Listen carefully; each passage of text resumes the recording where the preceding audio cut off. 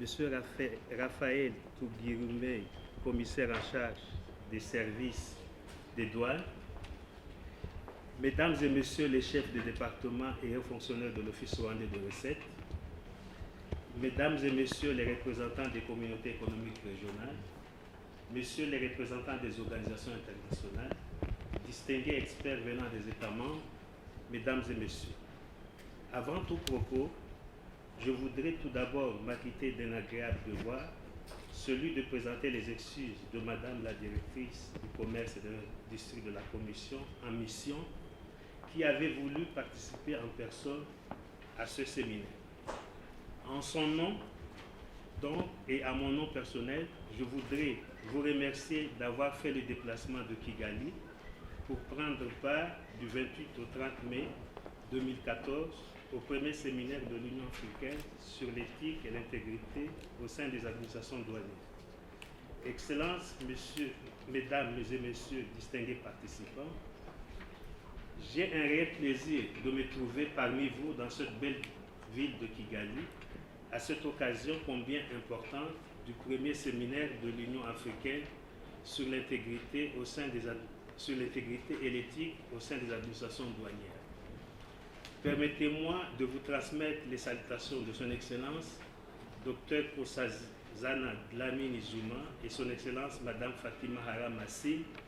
respectivement présidente de la Commission de l'Union africaine et commissaire en charge du commerce et de l'industrie, qui attendent impatiemment la réussite du présent séminaire ainsi que ses résultats. Je tiens à exprimer ma gratitude à Son Excellence Monsieur le Commissaire général de l'Office rwandais des recettes, Monsieur Richard Toussabé, à notre point focal, M. Patrick Messidier, et à son équipe qui ont travaillé sans relâche en vue de faire de la tenue de ce séminaire un succès. Il convient de rappeler que la première réunion du groupe de travail technique de l'Union africaine sur l'intégrité, l'éthique et la lutte contre la corruption avait eu lieu en juin 2012 à Lusaka, en Zambie. Les résultats ici du dit atelier ont ensuite été présenté à la 4e session ordinaire du sous-comité des directeurs généraux des douanes de l'Union, du sous-comité de l'Union africaine qui s'est réuni à Addis Abeba en septembre de la même année. L'une des recommandations de la réunion des directeurs généraux des douanes était, entre autres, d'organiser un séminaire continental sur l'intégrité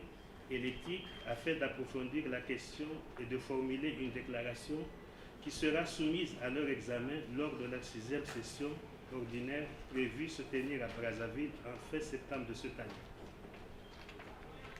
Les sujets à discuter pendant les 3 prochains jours sont d'un intérêt particulier, surtout en matière de douane, car les administrations douanières sont souvent citées comme faisant partie des plus corrompus des organes des États.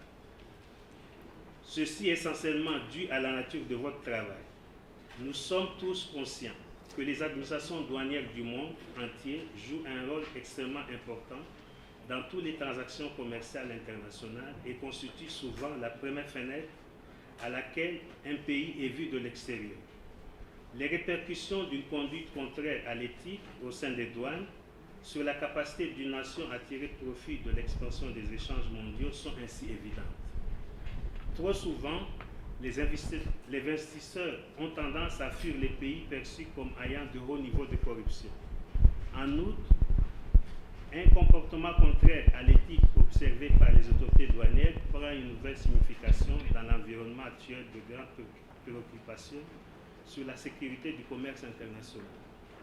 Des systèmes et des procédures sophistiqués conçus pour détecter des produits prohibés ou restreints offrent peu d'efficacité si ces systèmes peuvent être contournés par de simples actes de corruption des douaniers. Point donc n'est besoin de souligner davantage la nécessité d'un comportement éthique et intègre des fonctionnaires des douanes. Mesdames et Messieurs, je suis conscient que dans votre vie quotidienne, vous faites face à de multiples défis dans vos lieux de travail respectifs, surtout les pressions relatives à la réalisation des recettes de l'État, souvent contradictoires à la facilitation des échanges, à la protection sociale, ainsi que les objectifs de sécurité nationale. Cependant, l'un des domaines où vous pouvez jouer un rôle de premier ordre dans le cadre du renforcement du commerce intra-africain est constitué par l'appui au commerce légitime. J'ai la ferme conviction que la facilitation des échanges est susceptible de produire plus de gains économiques que la libéralisation. On estime que la suppression des tarifs peut améliorer le volume du commerce intra-africain, alors que la résolution du problème de la facilitation des échanges pourrait doubler le niveau des échanges actuels. La facilitation du commerce en Afrique bénéficierait non seulement aux importateurs et aux consommateurs qui, la plupart du temps, font face à la hausse des prix, mais aussi aux exportateurs. Elle permettrait aux entreprises d'accroître leur part de marché continental des échanges de biens et de services comme une conséquence de la baisse des coûts de transaction. Elle permettrait également de réduire les coûts relatifs à la conformité, aux frais de service, aux coûts d'opportunité d'affaires et aux coûts associés à l'incertitude et à la corruption. Si elle est correctement appliquée, la facilitation du commerce peut également être bénéfique au secteur public en apportant des méthodes de contrôle plus efficaces, une meilleure allocation de ressources, des recettes plus élevées, une meilleure conformité commerciale ainsi qu'un environnement favorable à l'investissement. Les délais d'attente dans les douanes, couplés à la corruption et au pot de vin, aux postes frontaliers, ont étouffé la compétitivité du continent. Plusieurs données indiquent que la facilitation des échanges réduit considérablement les délais d'attente et autres coûts, tout en augmentant les recettes. Les contraintes liées à l'offre, qui constituent une entrave aux initiatives d'intégration régionale de l'Afrique, doivent également être prises en compte. Mesdames et messieurs les participants, je suis conscient que beaucoup de travail a été fait et est toujours en cours par diverses parties prenantes pour aborder la question de l'intégrité et de l'éthique dans les douanes. De nombreuses administrations douanières ont aussi mis au point divers outils visant à contenir le vice, à savoir les CER et l'OMD à travers la déclaration d'Arusha révisée de l'OMD et la mise en œuvre de certains programmes d'intégrité. Ce que je tiens à vous dire, mesdames et messieurs,